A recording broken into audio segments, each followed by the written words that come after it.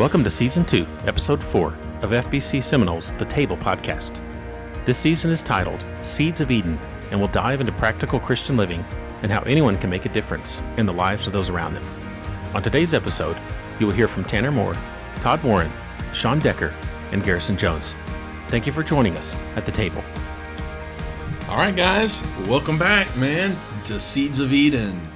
Season 2 here of our podcast. We got a couple of the same faces and one new face. So we got Garrison joining us now, and everybody knows you at this point, so we won't make you introduce yourself. Appreciate that. So look at that. Sean wore his Texas Tech today also. No, today's the day, man. Man, I said I didn't get the memo. Well, we were talking about that in the office today because we went and did the food distribution today with the Presbyterian Church. And me, myself, and Garrison and Joe all had tech stuff on. And Margie was like, "Oh, I didn't get the memo." And I said, "Well, it's just kind of clean shirt day, really." Talking about laundry. In just the sermon find yesterday. something clean. It was haven't worn it. Happened to be a tech shirt, right? Yeah. Well, good for you guys. Y'all look good and coordinated. I'm in black. That counts. Yeah. All right. You can dream.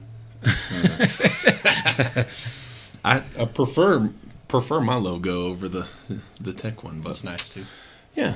Well, hey, let's just kind of recap where we've been on our series. Sean, why don't you give us, just like as fast as you can, 30,000 feet flyover of our first 3 episodes here in Seeds of Eden, and then I'll have maybe a couple of specific questions.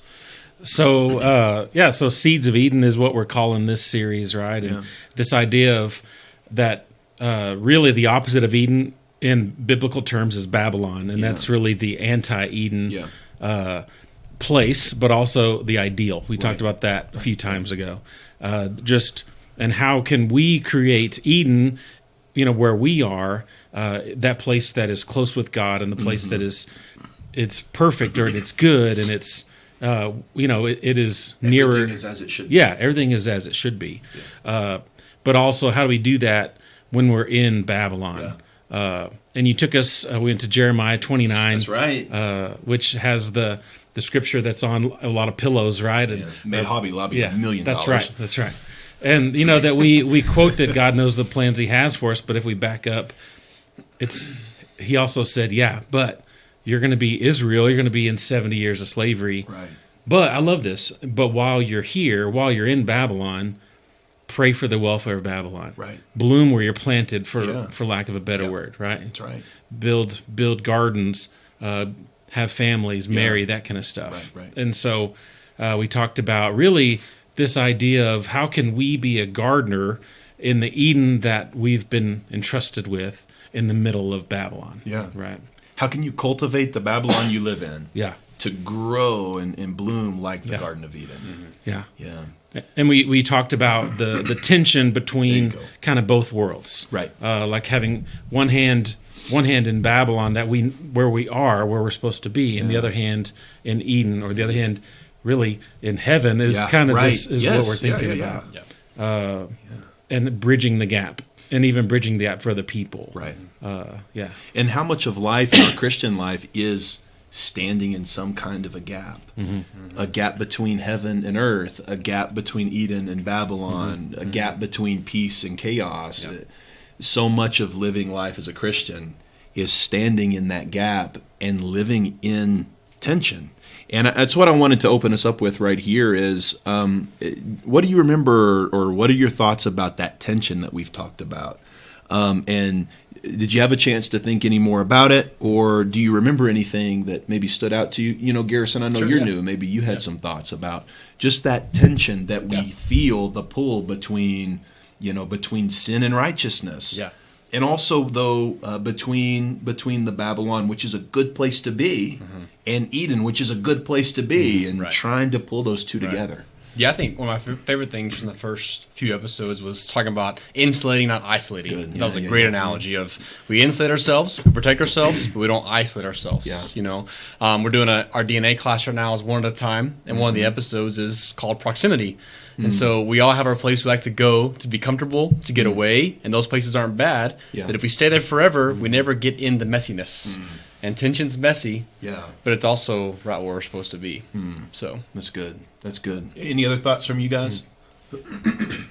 One picture that sticks with me from the first kind of little session we had was this river of life flowing out of Eden into the whole world, and how as we bring heaven to earth, we are we've got life. It's the juxtaposition that we talked about of being like we're already saved and we're living in a broken world, Right? And and just our responsibility to bring that life from Eden into Babylon. Yep.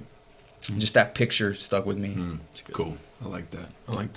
I liked when we talked about this at our Connect group last night. Actually, you had talked about that if you're in a position where you feel that tension between the two, a lot of times we fight that, or we think something's wrong. Right. And I think we pointed out and came to the conclusion that's okay. Yeah. Like the tension is not bad. Right. That God wants us to wrestle with those things and wrestle with Him even. Yeah.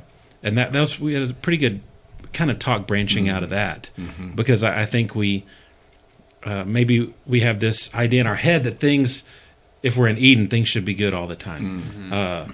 But then if there is that tension, we know that things are going to be hard sometimes. You mentioned a young man that you were plugging into that had a pretty rough life, and the fact that you were sowing seeds of Eden into his life without a sermon and without ever, it wasn't that wasn't what it was about. But the fact that if we're wrestling with those things, that's not a bad thing. Right. Yeah, that we should do that. Yeah. And I'm reminded of that. And honestly, I'd forgotten that we talked about that, but that oftentimes it feels like we run away from tension, or that we feel like tension. If there's tension, it means that somebody's doing something wrong, or I'm doing something wrong, or I'm not in the right spot. We expect things, especially because we follow Jesus, and Jesus is a preacher of peace. He's the Prince of Peace. And so I think that oftentimes maybe we convince ourselves that if we're a disciple of the Prince of Peace, but I'm experiencing tension, then something's wrong. But I'm actually going to try to challenge us on that today. And let's get into that a little bit about the Prince of Peace and about peacemaking, and how being a peacemaker might mean that you have to go searching for tension. So let's get into that a little bit. How about Matthew chapter 5, Beatitudes. Matthew chapter 5, Beatitudes. Jesus' famous sermon, right? Sermon on the Mount, introduction to the famous Sermon on the Mount. And one of these Beatitudes, right here, Matthew chapter 5, verse 9.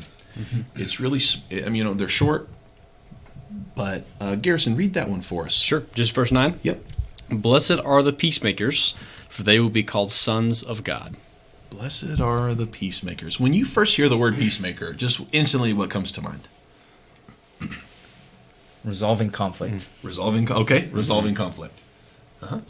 Providing a calmness. Yeah. You don't make any waves. Yeah. No conflict. Okay. Like you're not part of that. So do you have any people that come to mind when you think of peacemaker? And why is it Sean?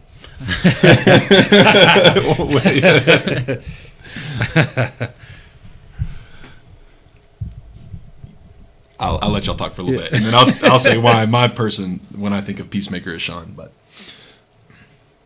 I think of Sean. Sean's super relational, people person, wants to help people, right? And so it's if there's conflict, I'm not helping somebody almost in a sense. So I see that. Okay. Yeah, and just in my friendship with Sean over the years, he's never contentious. Yeah. I've never seen him instigate a conflict, or Sean don't start no beef. You know what I'm saying? Like, never seen that out of him before. And when I think of just my instant reaction when I think of being a peacemaker is somebody who doesn't, like you said, doesn't stir the pot, doesn't ruffle the feathers just for the sake of being a feather ruffler. And I'm sure you have someone in your head that maybe is a feather ruffler just for the sake of ruffling feathers, right? Yeah. Any other thoughts on that? Just what does a peacemaker mean to you? I think of somebody who has wisdom, somebody who, when they confront problems or issues, they just they have a calmness, but a wisdom in the words that they bring to the situation. Keep going with that. I'm interested. What does that look like? What does it mean to have wise words whenever you're speaking into a situation?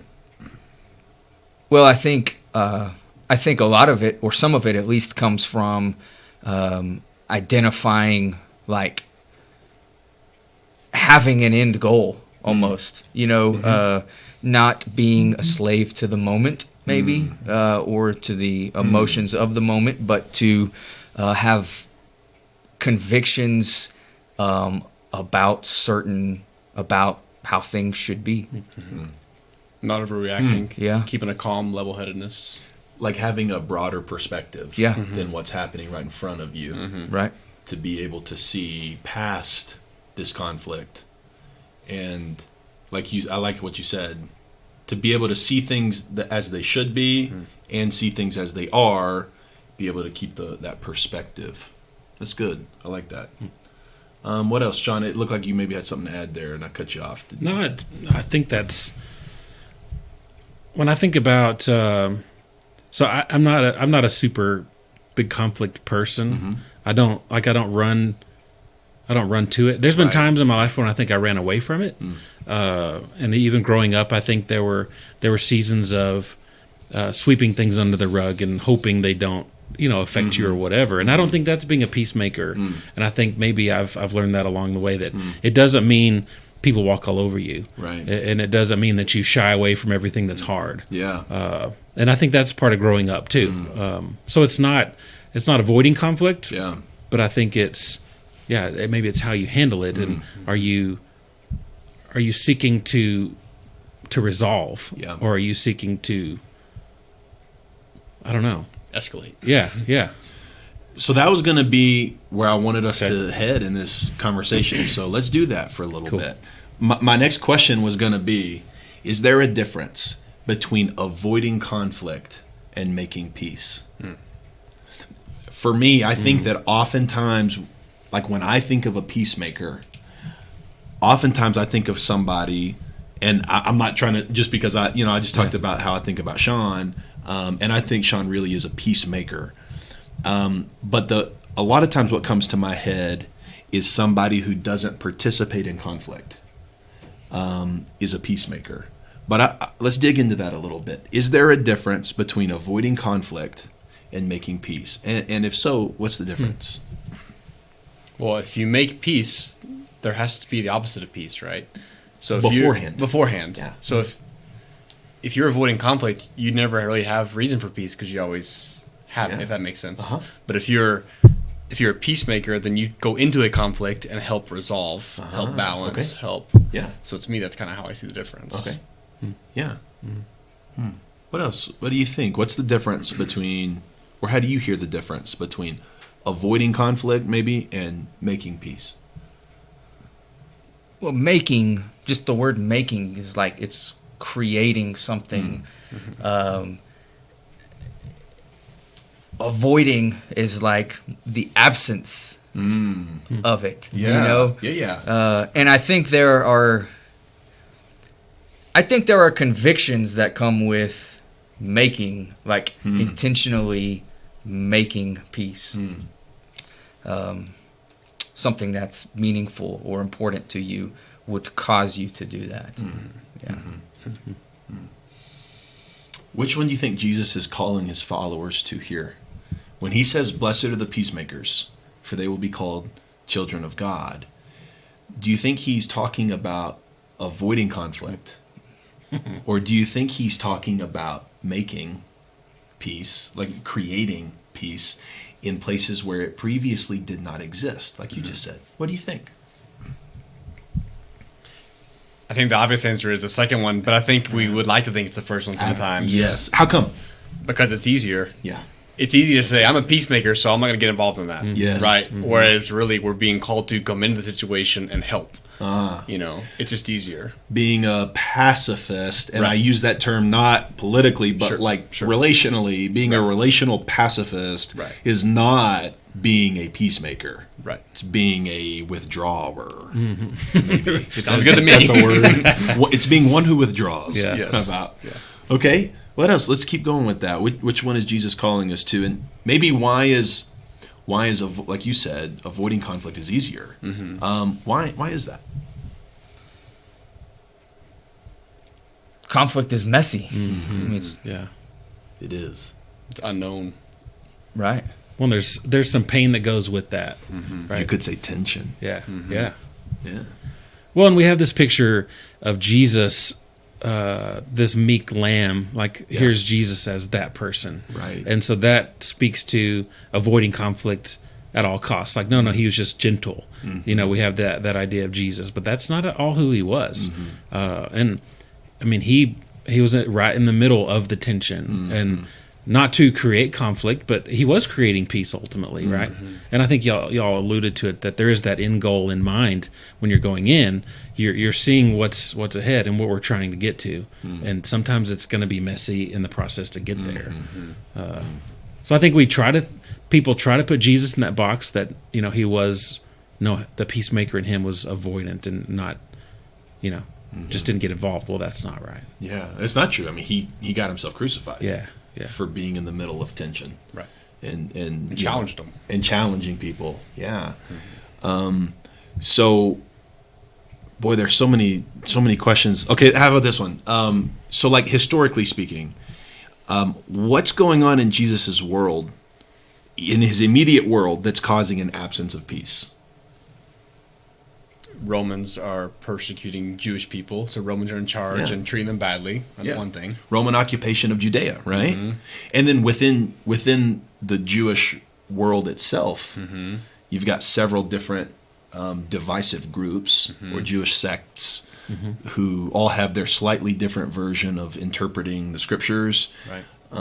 And who are quite opposed to one another, right? And everybody wants to figure out whose team you're on. And if you kind of read the Gospels through those lenses, what you see is many of the questions Jesus is asked, I think, could be rephrased to say, Jesus, whose team are you on? Are you a Sadducee? Or Jesus, are you a Pharisee? Jesus, are you a zealot? Right. They're trying to label him and get him to kind of commit to one style. Anyway, I'm kind of ad-libbing now. But let's go back to this Roman occupation of Judea. Is this a spiritual conflict? Is this a political conflict? Is this what type of a conflict is this? Yes. I think, first off, we think political because it was a hierarchy it was. Of politics, and Romans were in charge. But I think you can make a case it's spiritual, too. Yeah, of course. How so?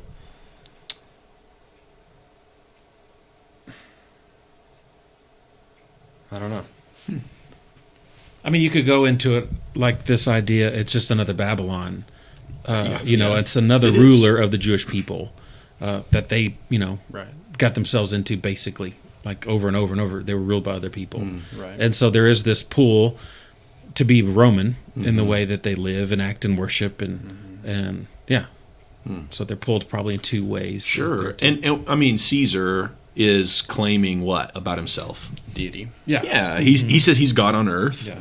And so to submit to Roman authority is essentially to go walk in step with Caesar's claim about himself. So in a sense, you're almost bowing down to Caesar, right? If you just kind of become Roman or assimilate to the Roman rule. Is this conflict physical in any way between the Jews and the Romans? How historical are you guys? I mean, I feel like we we've all heard that the Romans beat the Jews, and Yeah. the Romans, I mean, literally persecuted them, for not bowing, for not Right. submitting, for Right. not doing things the way that they want things to be done. Almost a fear tactic type thing. Yeah, so there's this famous story of when Pontius Pilate first becomes governor of Judea. He tries to set up Roman standards in the temple, and the Jews beg him not to. Anyway, it's a long story, but he essentially shuts a ton of Jews into the temple, and he just starts having his soldiers who are hidden in the crowd throw their disguises off and start slaughtering Jews in the temple courts. And finally, a group of Jews come and they bow at Pilate's feet, and he thinks that they're maybe going to bow down to him, and they say, "Look, dude, if you want to do this, then just go ahead and chop our heads off too. But we're not stopping. You're not going to bring that Roman standard into this temple."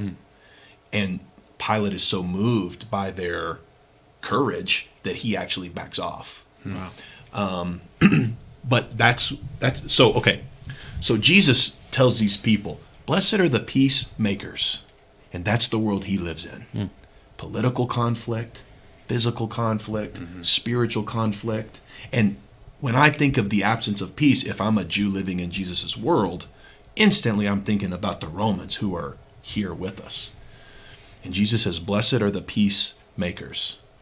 What do you think Jesus' call to his followers are, given that context? What's he calling them to?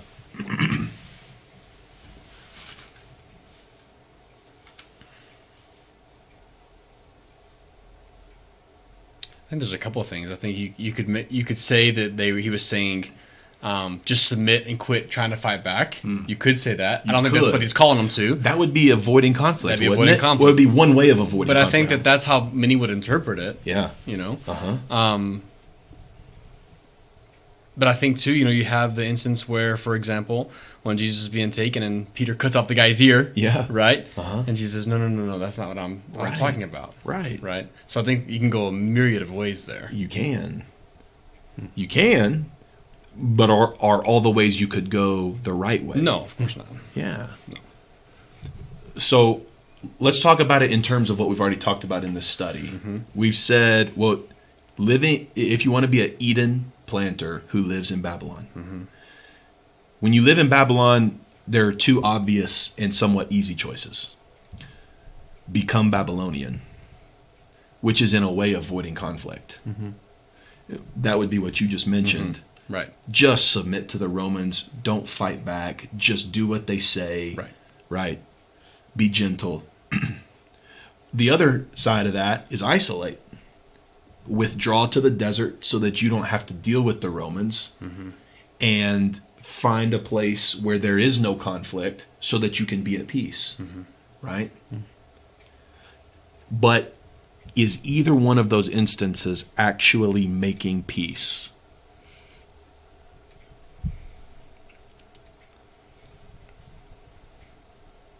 No. Not in the sense of what Jesus Christ meant by peace. Yeah, I would agree with you. So that kind of leads us to the next question: is can you be a follower of Jesus and not seek places of conflict and tension in the world? Can you be a peacemaker and avoid all conflict? I guess is the question.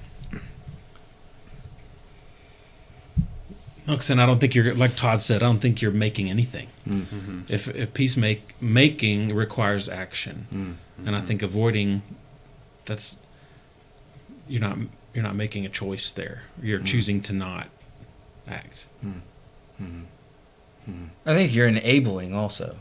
Okay, what does that mean? Well, like as believers, as followers of Jesus, if we have this life that we've been given, and we know the depths of joy, and we know, and we know what has been given to us, then avoiding conflict, isolating from conflict,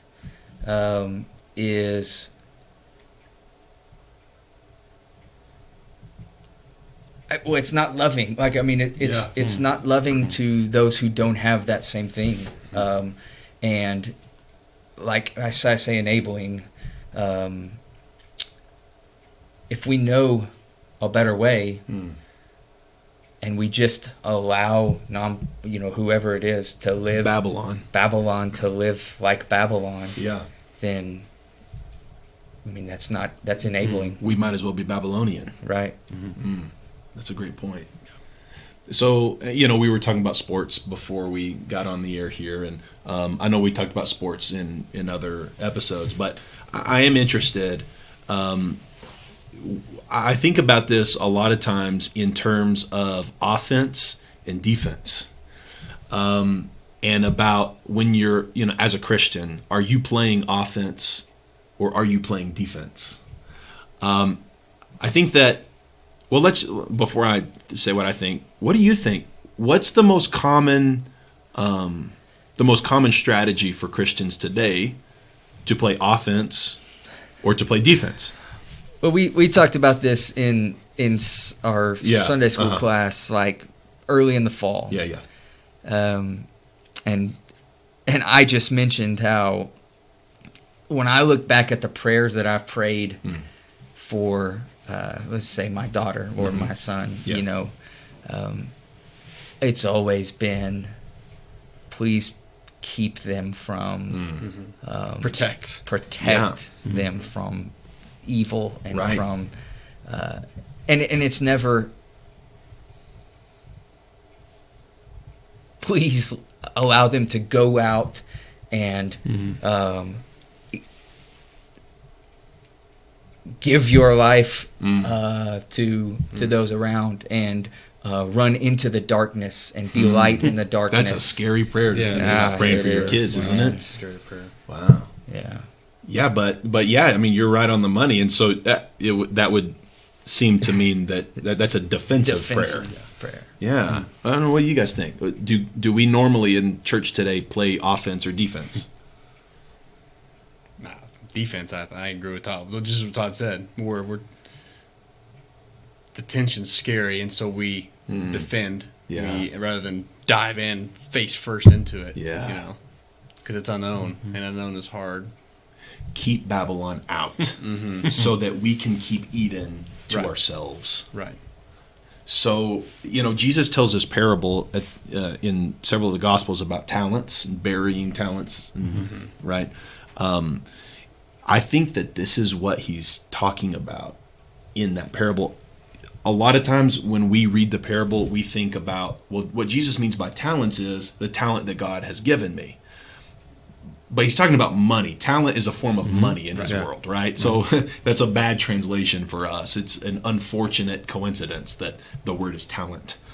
I think what Jesus is getting at in that parable is he's talking to Israelites who have been entrusted with the mission of God and the knowledge and the instruction and the wisdom of God in the form of the scriptures and in the calling that God has placed on their lives. And God has called them to be the Eden people on earth.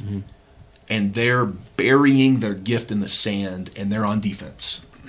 Shut the Romans out. Shut the bad guys out.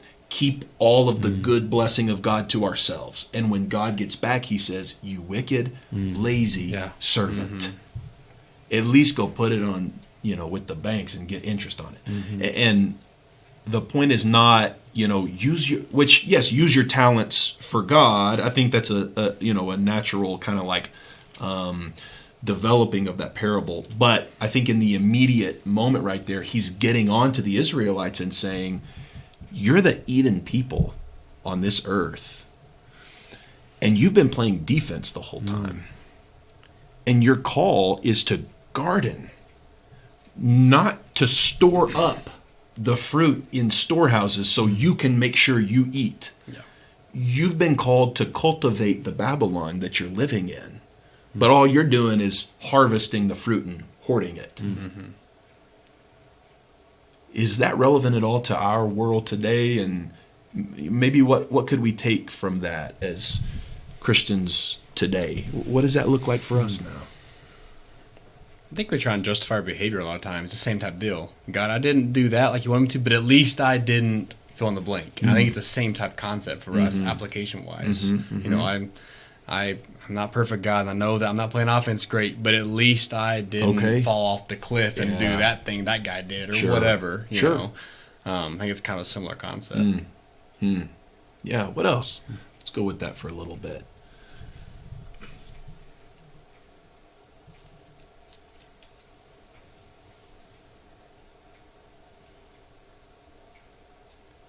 I keep thinking about this, the garden visual. And if all we do, I'm not a gardener. We've tried. Like we can grow flowers and stuff. Sure. And we grew cucumbers one time, and we had them coming out our ears. It was crazy. Not literally, but there was a whole bunch. But we're not very good gardeners, right? We can do other things. But I know if all you're doing is harvesting and you never pull a weed, or you never hoe, you never clean up around your garden, at some point the harvest is going to go away. You're right. You got to defend the garden a little bit. Yeah.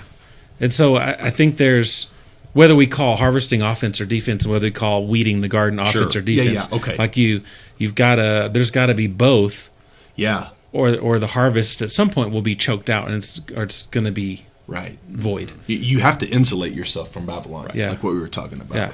And so I think if we're thinking about gardening, you can't do just one thing. Oh, good. You know, and call sports is the same. You can't have a team that only plays offense. Yeah. You're going to lose. And you can't have a team that only plays defense. That's good. You're going to lose that game too. Yeah. Right?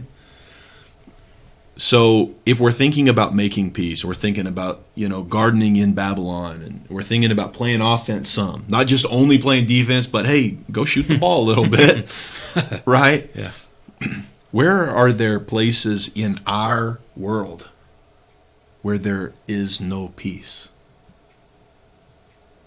Where in our world is there an absence of peace? And here's the next question. And are we being faithful to our call, to the call of Jesus on our lives, if we're not seeking those places out? Wow. And is it almost a shame on me if I can't answer that question? Where in my world is there no peace? And I'm asking myself that. Is it a shame on me that I don't know? Because I've been avoiding those places, because I've been on defense, and I've been trying so hard to keep that yuckiness in my community out that I'm blind. I've become blind to the pain and the hurt in my world. Okay. What do you guys think about that? Something that struck me, this DNA class we're doing, there was a line in the video that just hit me like a ton of bricks. And something along the lines of, the very people that Jesus ran after and pursued the most to save are the exact same people we do our best to avoid. And it hit me like a ton of bricks. If you think about it, who he called to be disciples, he sprinted to those who needed help. He sprinted to those who had been on an island with leprosy and all kinds of things. And that's the very people that we do our best to, no, don't want to be associated with that, or don't want to run into that. What happens if fill in the blank? And so it was the complete opposite. Many times, I don't want to lump you guys in, I live the complete opposite of how Jesus Christ lived, in the sense of judgmental or whatever it is. Yeah, don't let me into that. I'm not that way. You can speak for yourself there, but I think it's just the complete opposite of what Jesus Christ, how he did things and how he calls us to be too. When I think about our church, and I'll brag on our church a minute, because I think about the banners on the wall, and our mission, our values, our measures, and one of the things it says is community instead of cliques. And I know that for a season, for a good while, that's kind of how it felt like things were. When new people would come in, it was really hard to break into what was happening here.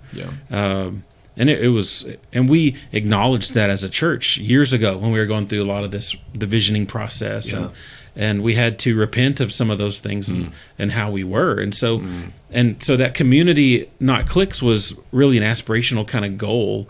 They're looking forward, like this is who we want to be. And I think we're doing much better job about doing that. When I look around at how people are finding their place and they're finding their people, they're finding small groups and a place to belong. Amber, my wife, shared a text that she had received from someone else who received from someone else who at their Connect group last night, they went home and they texted their whole group and said something to the effect of, last night was exactly what my family needed. Like I needed to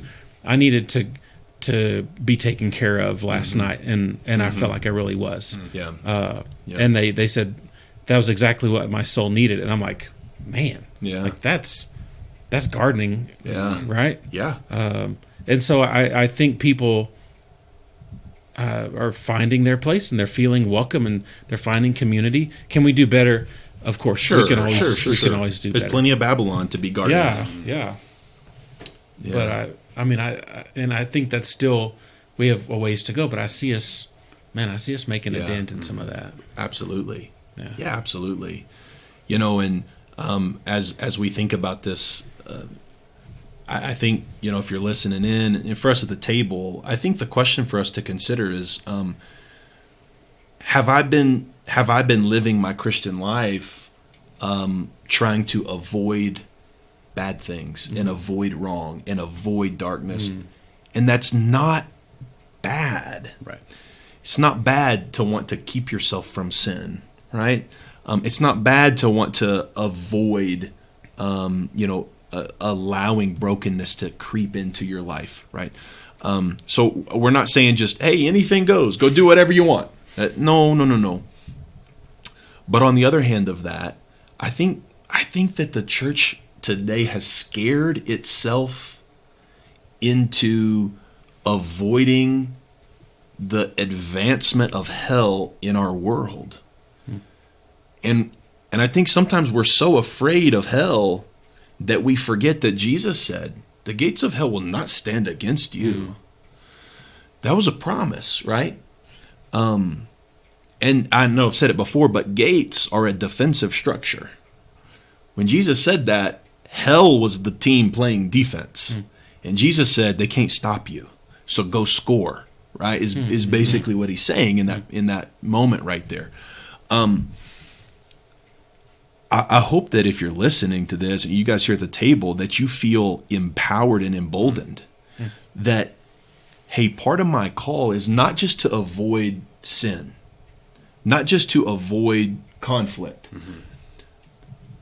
but Jesus is calling me to go seek out places in my world that don't have peace. Not just be sensitive to them. Not just Jesus is calling me to be aware that there's some places in my world that are broken. No. Jesus has called me to seek those places out.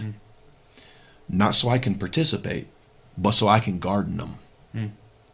And you think about what contributes to a lack of peace? It doesn't just have to be people who don't believe. Like, we're not talking about go find your local atheist club. Okay, maybe them. Could be. Maybe it could be. But how about the family who lives across town that doesn't know what they're going to eat tonight? You think there's a lack of peace in that house? And do you think we have any of those people in our community? Yeah, I saw it today. Well, that's all I want to say next was, sometimes when we think about go find lack of peace, we think, I got to go to a third world country then. Sure. But it's here. It is. Next door neighbor. It is. Yeah. Somebody's marriage is falling apart. I'm telling you, man, there's no peace there.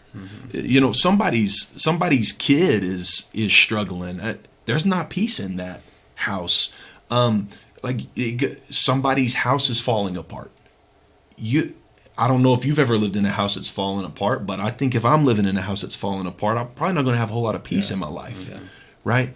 And so, can you go seek out the places in your community where there's no peace? And that's what being a peacemaker is about. And I think that's what Jesus is calling us to.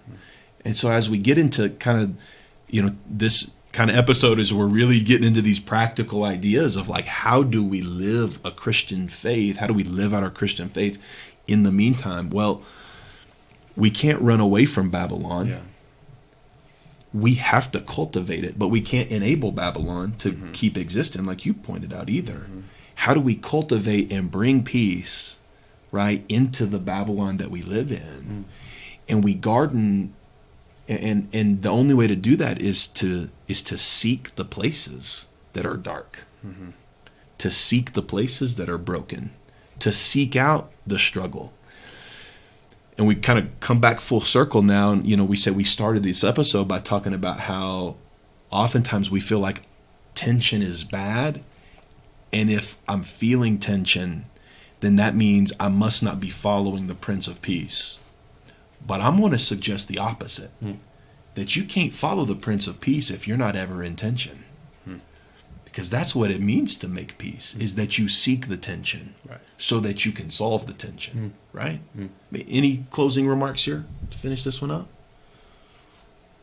It sounds like it takes intentionality. We have to be intentional. It's not just going to happen. Sure. Because we can play that void game all. We have to intentionally look for ways that we can be peacemakers.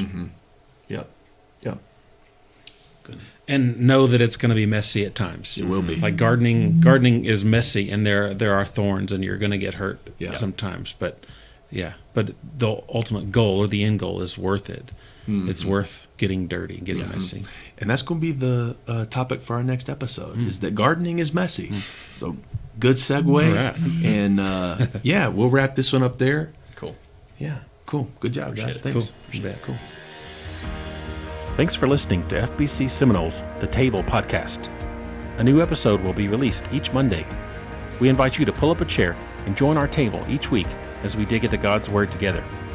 We would love for you to join one of our Connect groups that meets throughout the week and worship with us on Sunday mornings at 9 or 10:30. If you'd like more information, you can call our church office at 432-758-3291 or visit our website at fbcseminole.org.